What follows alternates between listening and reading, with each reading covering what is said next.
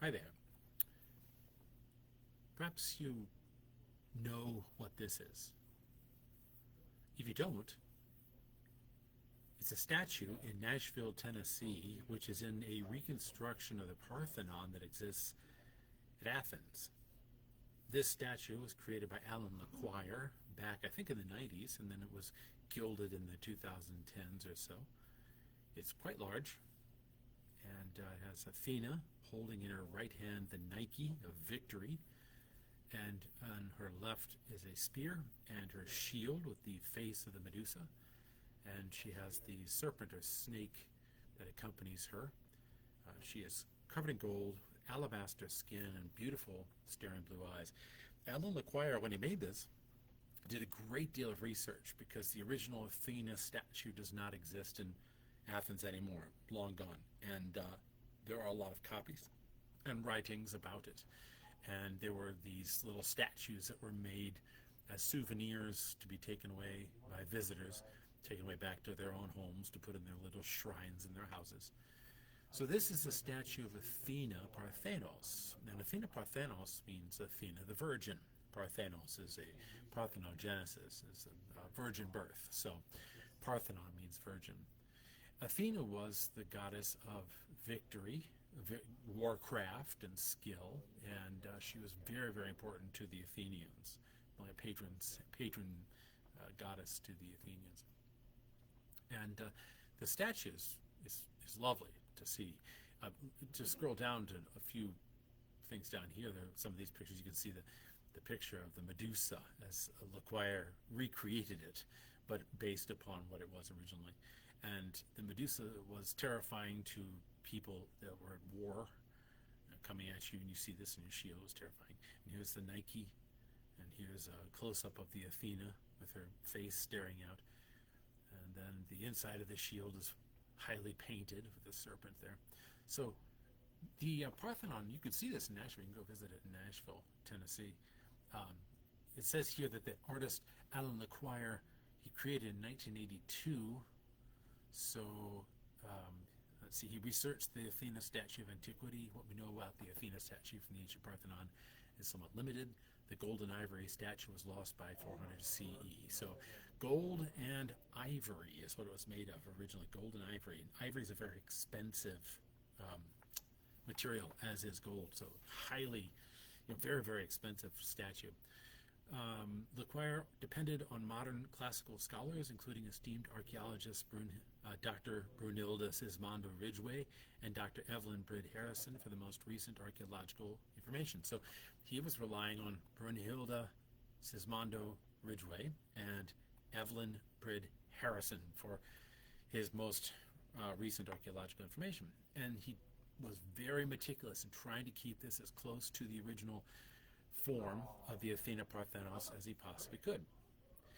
Now, the original sculpture was by Phidias. It says he was the greatest sculptor of classical antiquity, constructed the Athena Parthenos statue on a wooden framework with carved ivory for skin and a gold wardrobe. The statue was unveiled and dedicated in 438 or 437 BC, according to the building accounts of the temple. Other sources are equally important. For example, there are ancient authors such as Pausanias, who refer to the Athena statue in writings. Athena appears on Athenian coins of the 2nd and 1st centuries BC. Later Romans copied the statue in small scale and different materials. Even today, on the Acropolis, you can see the outline of Athena's base on the floor of the Parthenon. All of this evidence culminates in LaQuire's Athena. So after exhaustive research, LaQuire crafted this first out of clay, then he crafted it out of bronze, and then he gilded the bronze and covered it. I don't know if it's ivory, but it's certainly a plaster or white covering of some kind. All right, so the point is, first off, go visit this.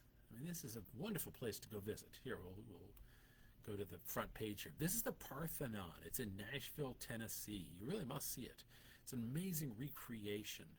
Nashville was called the Athens of the South, and for its, I think, 100-year anniversary, I think that's right, they had this huge festival, and they created this right here, this recreation of the Parthenon, very close to what the original Parthenon was like.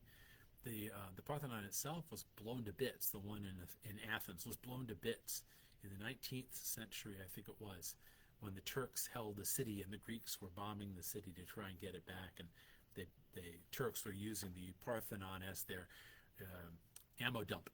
And the Athenians hit it directly, and it blew up and blew the roof off of the Parthenon, and pieces scattered everywhere. The statuary that was on the front of the Parthenon survived because it had been stolen originally by the French, and then the French were ambushed by the English, who stole those statues from the thieves who had stolen it from Greece. And so the English took back these statues to England, and they created the English Historical Museum, I think, Museum of History, and they're called the marbles because they were made of marble. So Lord Elgin, who originally commandeered them, so to speak, or purchased them and established the museum, put his name to them, so they're called the Elgin marbles. But that's the frontispiece of the Parthenon, and those pieces survive still. So I think some of them have gone back to Greece, I'm not sure. So anyway, the point being, here's this glorious statue, this marvelous statue, meticulous detail, and a lot of work, very expensive, a lot of work went into it. The Athenians revered it very, very highly, and they had a festival every year where they clothed the Athena statue in a very long orange garment called a peplos. And this is, they carry the peplos all the way, it had been woven by the women of Athens during the course of the year, and they would carry it up the sacred way to the Parthenon, and then they would drape it around the body of the Athena statue and have a huge ceremony dedicated to Athena. Why was this all important? It's important because the Athenians, like most ancient people, did not think about their statue as we think about statues. We think about statues as pieces of inert matter, and we think of them as being effigies that remind us of something, some concept that we have created, normally a concept of a god or a hero. The Athenians, like most ancient people, didn't seem to think that way. Rodney Stark, who writes a fantastic book called Discovering God, which I highly recommend, Rodney Stark points this out in saying that most ancient people thought of their statues as being alive, as being not just part of or representation of the god, but the god himself or herself. That's why they were so keen to keep a hold of the statues that they had. So in this book here by Rodney Stark, you can read about that. Rodney Stark was mentioning that this was true all the way up into Roman times. And the Romans, when they, for instance, sacked Jerusalem, they took away everything they could that represented the god, because they were not just, it wasn't just a symbolic conquering of the god, it was the god. They conquered the god. You know, when the Jews talked about the ark being stolen, for instance, it wasn't just representing the god, it was the god. The god was there, he was in there. And so the god was stolen by I forget who it was, the Philistines, I think. So anyway, these ancient people, they thought of their gods as being kind of simultaneous with the effigies that they had created. It wasn't just a representation, it was a thing in and of itself, an actual an actual god. And so the god was considered to be living, and the god was considered to be something you'd take care of, and you would feed it, and you would clothe it, and you would house it. This here statue of Athena was certainly made by humans, but it was considered or thought of as a god, a goddess. Athena wasn't just represented by this statue, she was the statue. That's hard for us to get our minds around, because this seems completely bonkers to us in our modern era where we don't believe in anything except for McDonald's and Netflix. But the statue of the ancient world was meticulously created to represent the qualities that the god or goddess exhibited. So if they were a solar deity, for instance, they would have gold and they would have orange and they'd have white, all associated with whatever statue they were embodying. If they were a god of the underworld, it would be darkness, blues and grays and black. If they were a god of war, it was red and black and white. So it was, the colors were very important. The materials were important. The architectural pattern was important. The mathematics that they used to build the architecture and the statues were important.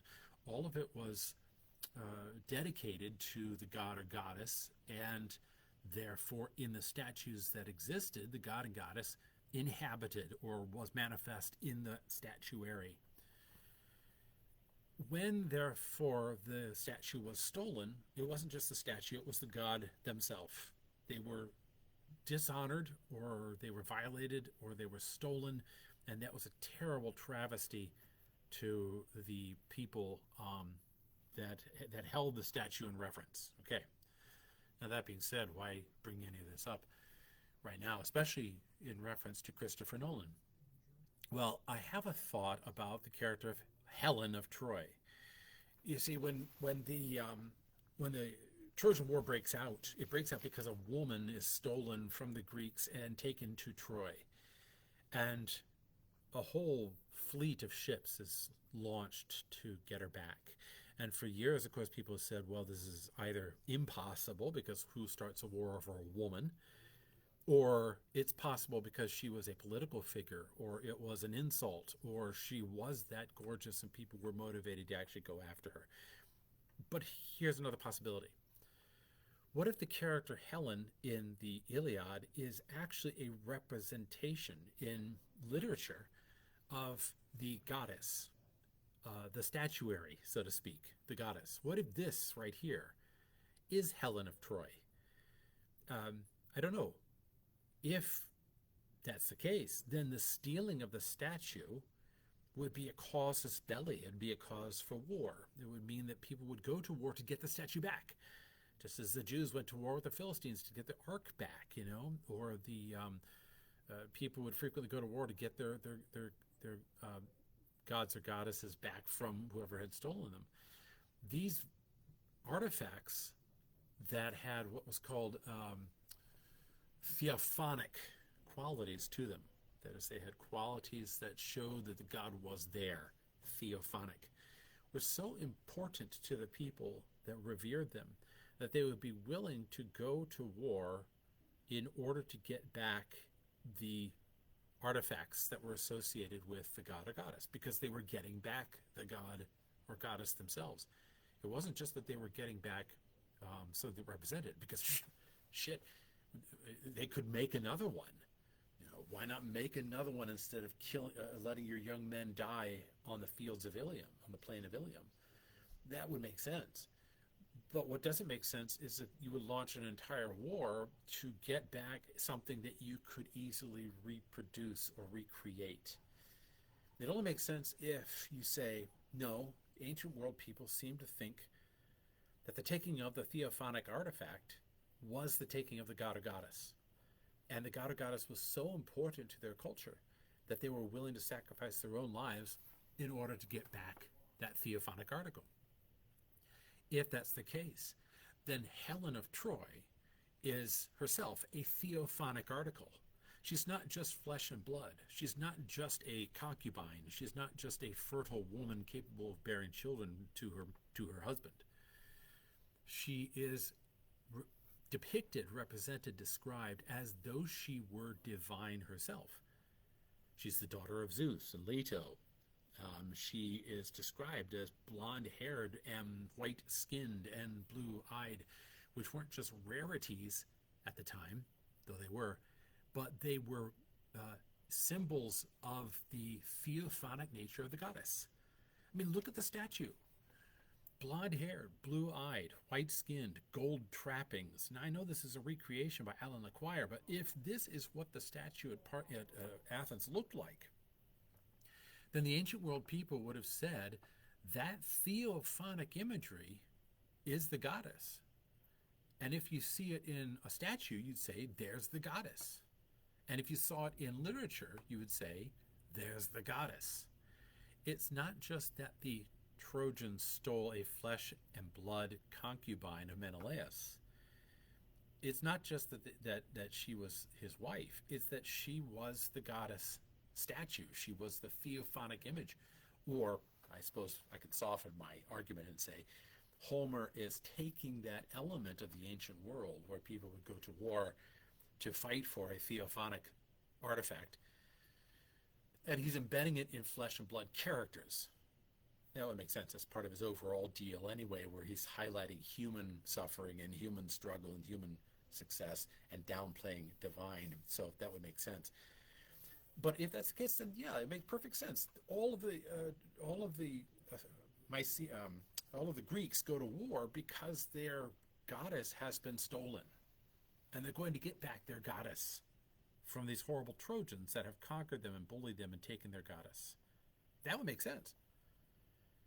But it doesn't make sense if the theophanic imagery isn't correct. And this is where the Nolan thing gets under my skin again.